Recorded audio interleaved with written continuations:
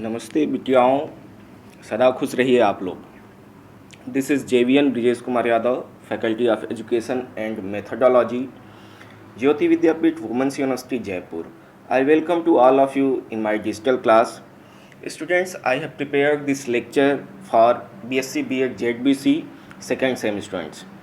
Students, as you all know, we were discussing about equisetum. Okay, this is the second part of your diversity of cryptogams paper. Okay, that is pteridophyta. So in pteridophyta, on last turn we have studied before the reproduction of equisetum. Today we are going to study reproduction of equisystem. Okay,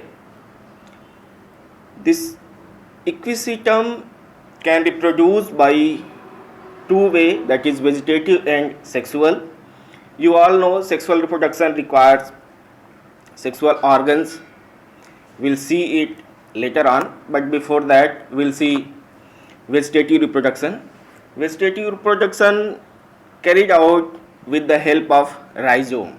You all know that when we were discussing on last turn about the morphology of equisetum, then we have seen that there are two parts, an aerial part and other is underground. In underground, the roots of equisetum is rhizomatous.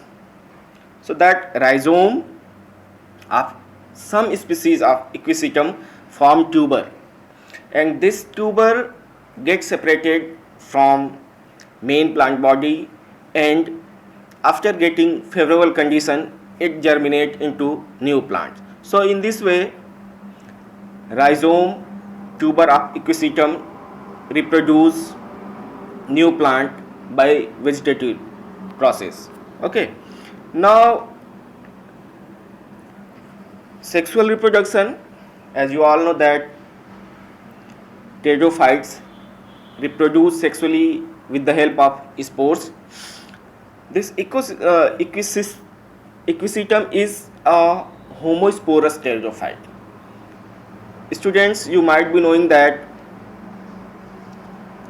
when we were discussing about the characteristic features, at that time we have studied that there are two kind of pteridophytes. One is homosporous and other is heterosporous. Let me explain them. Homo, you all know, that is having same kinds of spore, whereas heterosporous are having different kinds of spores, that is two types. But here condition is homosporous.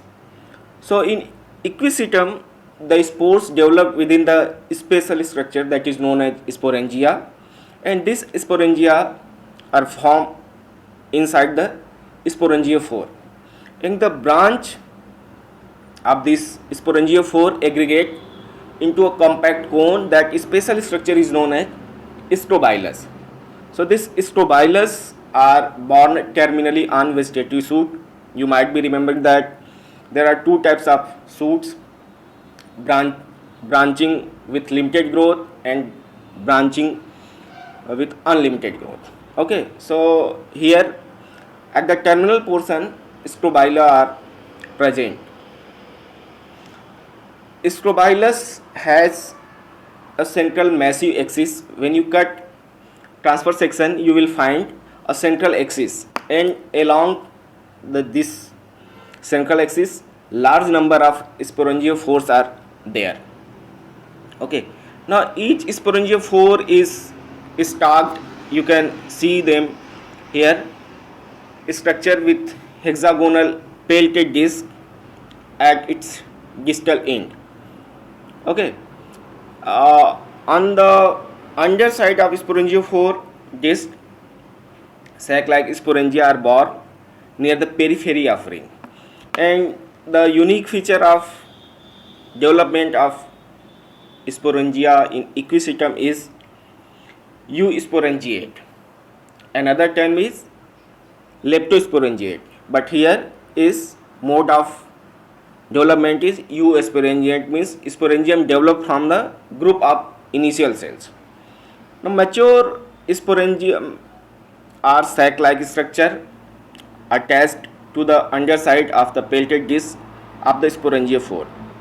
Here you can see that is main plant body. Main plant body has strobilus at the tip, and this strobilus is made up of number of sporangia, and in sporangia, sporangiophore and spores are there. Okay, so this is the structure of strobilus.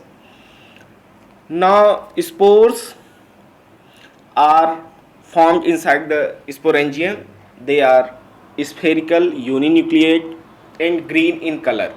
This is another unique feature of Equisetum spore, where you will find that their spores are green in color. Why? Because of the presence of chloroplast. You might be knowing that chloroplasts are found in leaves in higher plants. This is another unique feature. Try to focus on that. And the spore is of 4 layer. You all know: perispore, middle layer, exant and endospores. The perispore is split into 4 strips to liberate that spores. And another unique feature with Equisetum is the presence of elaters. Students, you might be knowing that elaters are found in bryophytes, and the members are Markensia. So that kind of elaters are also found here, and these elaters have specific function, significance for the Equisetum. What is that? They are hygroscopic in nature, means they absorb water and create turgor in the wall of spores, so that spore can liberate after bursting the wall. Okay, this is the function of elaters. Now gametophyte, you all know that gametophyte having both the thallus. The first step of gametophyte is spores. They are haploid in nature. They germinate on a suitable substratum. They are asymmetrical in structure. It produces a small rhizoidal cells and targets larger cells. They form a prothallus. Okay, this is the vegetative part.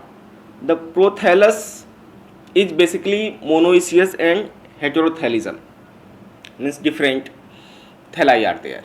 Okay, then these thallus have both the sex organs, that is Antheridia and Archegonia.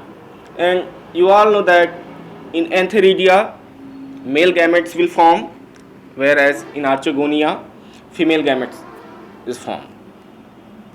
Now about fertilization, you all know that water is essential component, main requirement for the carried out of fertilization. So before fertilization, antherozoids liberated from sporangia, that male thallus, and it reached to the venter of female thalli. Okay, after that they get fused to form diploid zygote, which is the mother cell of next sporophytic generation. Okay, now this zygote, that is 2N structure, will germinate into embryo, which leads to development of complete plants. Okay, Students, this is the schematic diagram of the life cycle of Equisetum. This life cycle is divided into two parts. 2N is sporophytic and N is gametophytic. You all know, being a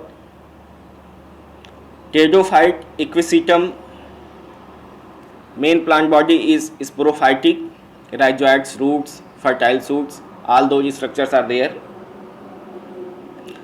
There is a strobilus having sporangia and spores. Now spore mother cells undergoes meiosis, then form spores. Now these spores enter into the gametophytic phase that develop into prothallus, and prothallus has rhizoids, vegetative portion. It has antheridium and archegonium, which form male and female gametes, and both of them will get fertilized and form zygote. Now this is the 2N phase. So this is how life cycle of Equisetum go on. So students, in this way we have finished Equisetum. On next turn we'll study another genus of Pteridophyta. Thank you very much.